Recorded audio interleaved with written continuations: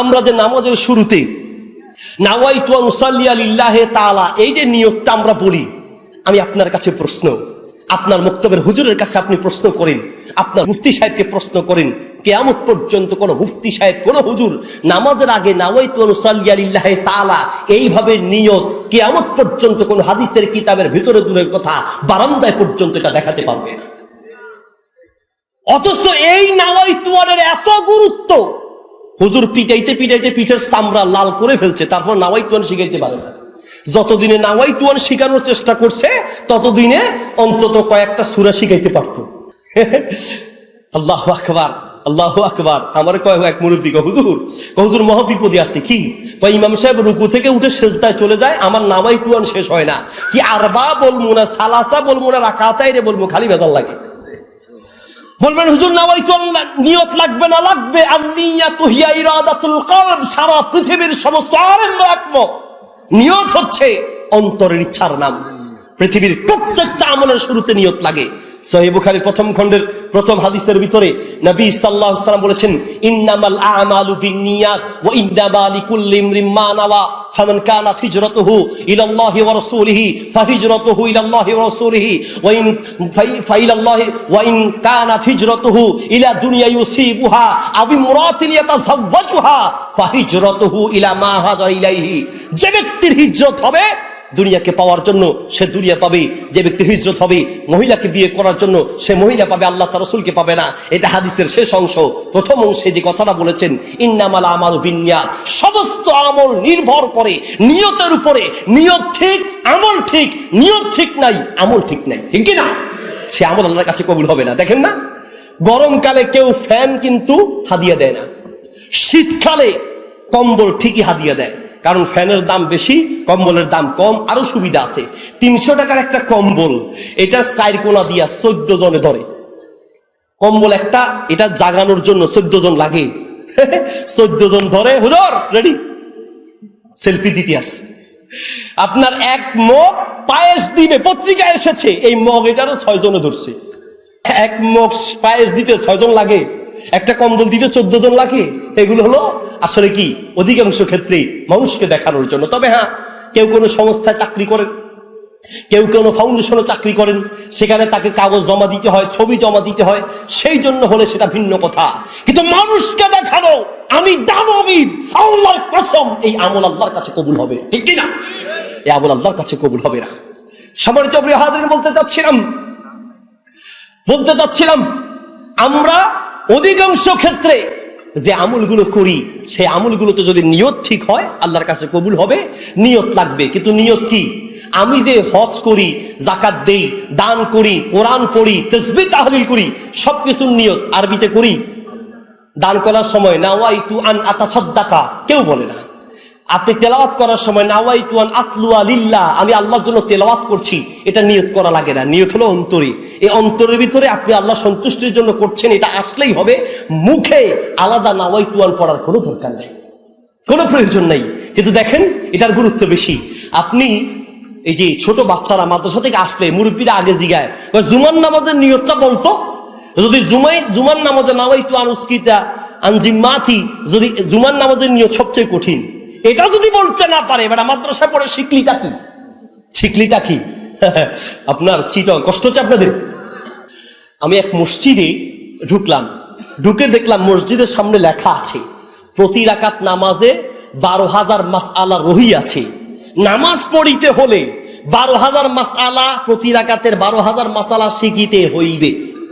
আমি এই লেখা দেখে আমি মনে মনে চিন্তা করলাম, ভাই রে ভাই, এই লেখা আমি দেখছি, অসুবিধা নাই, কিন্তু এই লেখা যদি কোনো নতুন মুসলিম হতে চায়, এমন ব্যক্তি যদি এটা দেখে, 1 রাকাত নামাজে 12,000 মাসালা, 2 রাকাত নামাজে 24,000, 4 রাকাত নামাজে 48,000 মাসালা আগে শিখিতে হইবে, তারপরে নামাজ পড়িতে হইবে।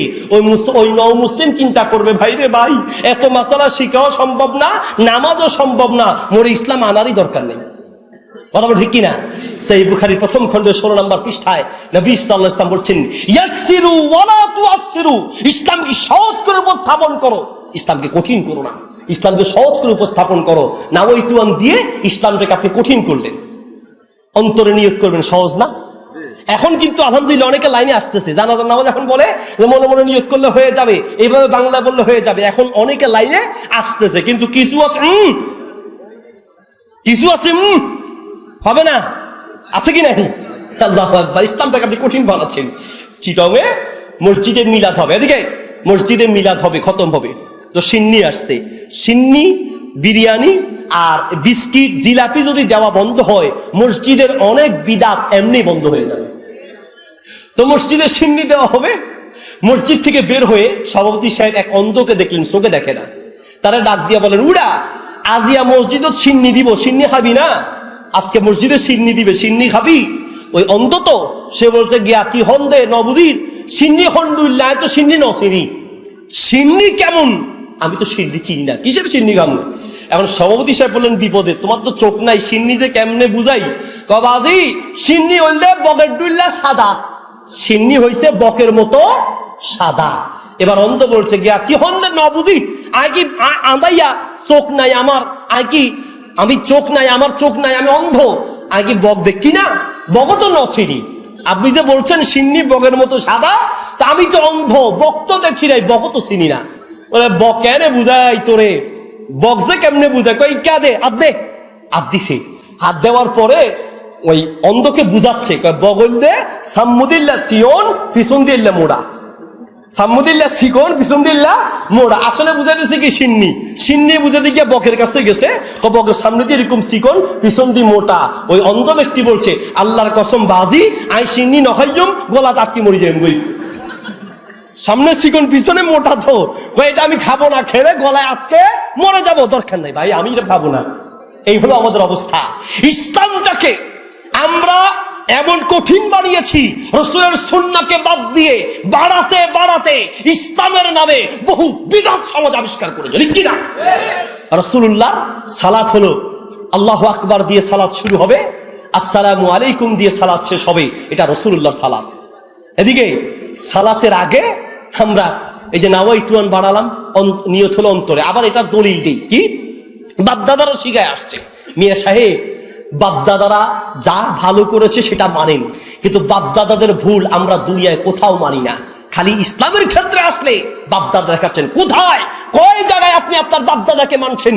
আপনার বাপদাদা ছোটবেলায় পড়েছে, আমি অনেক সময় বলি, আপনার বাবা আমার দাদা ছোটবেলায় পড়েছে আলিফ বে তে সে জিম হে খে দাল জাল রে জে, এমনকি বেতেসের যুগ আসেনি, আসেনি। এখন আলিফ বা তা সা জিম, এখন আর বেতেসের যুগ নাই। আপনি যদি বলেন হুজুর এইসব বইলে লাভ নাই, বাপ দাদা যেমনে আমিও তেমনি বেতেসে নিয়ে আছি, থাকেন বেতেসে নিয়া, সারা জীবন মূর্খ আর মূর্খই থাকবে, ঠিক কিনা?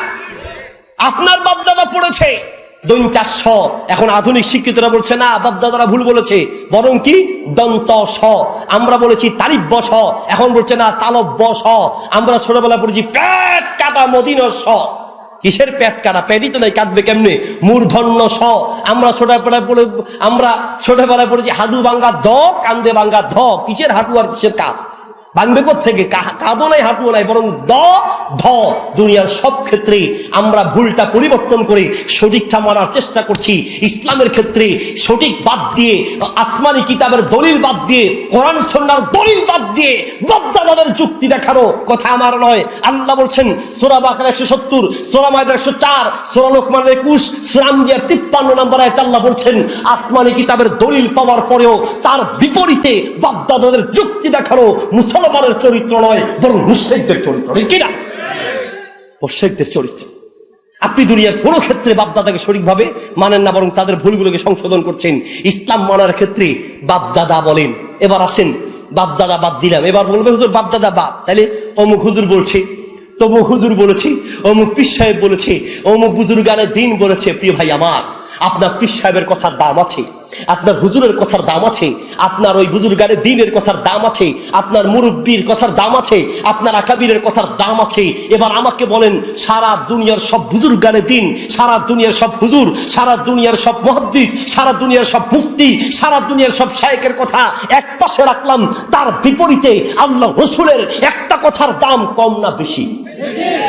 সারা দুনিয়ার সব আলেমের কথার চেয়ে আল্লাহ রাসূলের কথাকে যদি আপনি প্রাধান্য দিতে না পারেন, আপনার ঈমান এখনো ঠিক হয় নাই।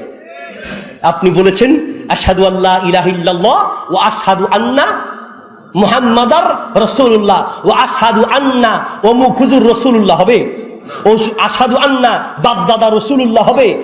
রাসূলুল্লাহ কে? মুহাম্মাদুর, বলেন বলেন বলেন, মুহাম্মাদুর রাসূলুল্লাহ। আপনি মুহাম্মদ সাল্লাল্লাহু আলাইহি সাল্লামকে আল্লাহ রাসূল হিসেবে মেনেছেন। কাজেই আপনার সামনে যখনই আল্লাহ রাসূলের কোনো হাদিস পেশ করা হবে, কোরআনের কোনো দলিল পেশ করা হবে, মনে রাখবেন ইসলাম কখনো এদিকে, ইসলাম কখনো বাপদাদার যুক্তিতে চলে না। ইসলাম কখনো অমুক তমুক বলেছেন সেটার কথায় চলে না।